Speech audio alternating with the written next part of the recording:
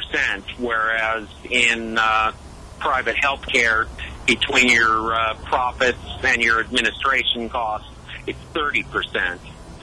Yeah, and that's part of an artifact of also having the employer in the loop and other factors. Yeah. Well, yeah, and I agree. There's some savings to be made there. What I fear is that the overall quality will go down, and that the rationing, of course, will. Oh, we already are rationing, but we're just going to end up rationing in a different way, and in a way that's going to be particularly painful to transition to. And if you can look at the story of the UK, now where they're at now, with 1 million people, by a stat I heard today, waiting for to get to see their doctor, and yeah, that's ridiculous. It's and that it's something. Another stat I saw that the people wait on average. Oh, let's see. Of all surgeries done in the UK, 38% of the people wait 4 months or more. It's 27% in Canada, and it's 5% in the U.S. So I don't know. I can't remember the source. It's just one of the many articles I splashed through, and some of them stick, some of them don't. But that's something I hope we don't get to. A more rationed system like that. And the other thing I hope we don't kill, which my brother works in the pharmaceutical industry, is kill the incentive for people to develop these new drugs, because we lead that category in the world by far, and our system has incentivized it because of the potential for profit. And people were willing to spend $1 billion to develop a drug, and they're expecting to make it back. Under this current proposal, I don't see as much upside on profit for drug development. No, you don't. So what I fear is that our rate of innovation will lessen, and government will try to incentivize it, but there won't be as much money to incentivize it, as of course we know the government is broke. So that's kind of the downside. It's spreading the misery out, rather than you say, well, let's get 40 or 20% of the people are miserable because they have little or no health care coverage and only catastrophic only. Well, the government will have an incentive to cure diseases, though, rather than simply palliative care, to nurse them along and keep prescribing medication. As the great comic Chris Rock said, that they haven't cured anything since polio. That's right. Well, there haven't been any big cures. I would argue that there's been a lot of great small innovations in drugs and diagnostics. Nothing really huge, but the accumulation of small innovations is something that I'm afraid we're gonna lose our rate of innovation, especially as they hurt the small businesses trying to make all these programs work. And it'll force that only the big businesses can survive, and that's something I fear across the board, not just in healthcare. Right.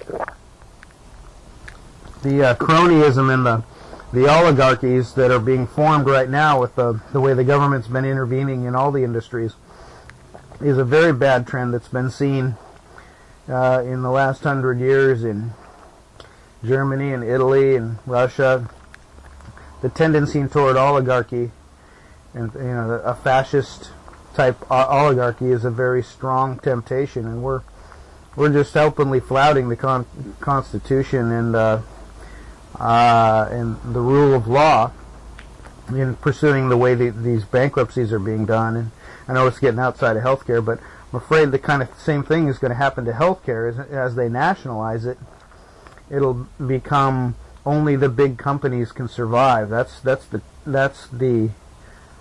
I think survival vector of the private sector. It's going to be increasingly co-opted by the government, and and ultimately there'll only be crony companies that can comply with all the regulations, and then when they're so big they don't have to comply. They'll change the rules as they go once they get that big. Yeah, I think you're exactly right there. Yeah, well, I'm more pessimistic than optimistic on this. I don't mind that reform can get forced. Maybe this is the kind of thing that can kick off, if there's bad consequences of the government's intrusions, maybe we'll learn something from it. And the things we've been talking about, the free market options, will then be allowed. I could be too Pollyannish on that, but if they really want to offer a private option, they should open up the private options at the same time that they increase the public options. I don't think it's a zero-sum game. I think that there can be improvements made on both ends.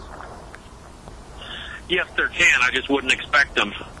Yeah. Well, I always try to have a little optimism going into the weekend, Greg, and maybe if we end up both pessimistic at the end of this call, I'm sure we can medicate our pessimism and turn it into some artificial joy. That's why I'm pouring myself a glass of port right now. Good for you, Joey. All right. Thanks once again for your insights, Greg, and I really appreciate you helping me out. These are tough issues, and they're evolving in a really strange way, and I'm happy that you're helping me and everyone else listening out there to understand it, and we'll just keep on the story best we can. Yeah, it's going to be a huge one. Yeah. It's only really starting here. What we end up with, no one really is going to know. I am cautiously optimistic, however. Good. There's a little optimism on your end too. Then, okay, measurable, not very much, but it's there, and it's here on my end too. So let's keep the flame burning and for freedom, and but also let's spend our public monies where it's humanely feasible to do so. And so on that point, I'm with you. Yeah, and if we're going to be behind Obama for all the bailouts and everything else, we might as well be on board for this. Okay, well, let's keep on the story then, and we'll try again next week. I really appreciate it. Again, I'm glad to be back after the 2 weeks, and let's meet again next Friday. Really appreciate your help, Greg, and you have a great weekend. You too, Joey. All right, talk to you soon. All right, bye-bye now. Bye.